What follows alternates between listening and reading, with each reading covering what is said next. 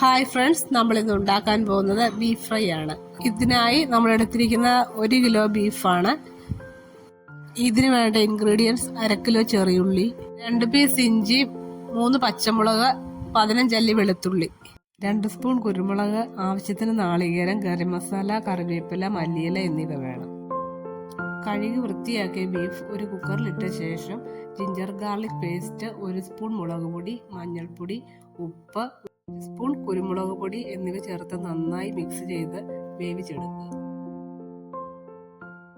ഒരു പാനിലേക്ക് വെളിച്ചെണ്ണ ചേർത്ത് നാളികേരം വറുത്തെടുക്കുക. അതിലേക്ക് ഇഞ്ചി, പച്ചമുളക്, വെളുത്തുള്ളി എന്നിവ ചേർത്ത് വഴറ്റുക.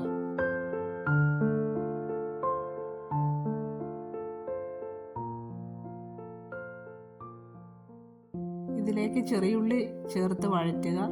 അല്പം ഉപ്പ് ചേർത്ത് കൊടുക്കുക.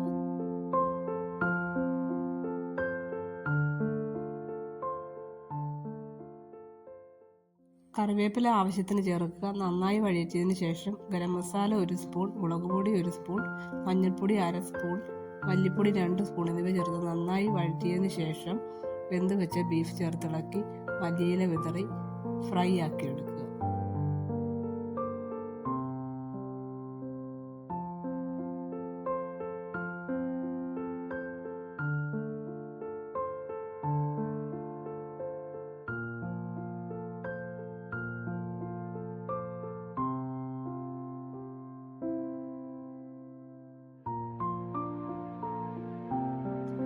ഈ റെസിപ്പി എല്ലാവർക്കും ഇഷ്ടപ്പെട്ടുവെങ്കിൽ നിങ്ങളുടെ ഫീഡ്ബാക്കുകൾ കമൻറ്റുകളായി അറിയിക്കുക. ലൈക്ക് ചെയ്യുക, ഷെയർ ചെയ്യുക, സബ്സ്ക്രൈബ് ചെയ്യുക.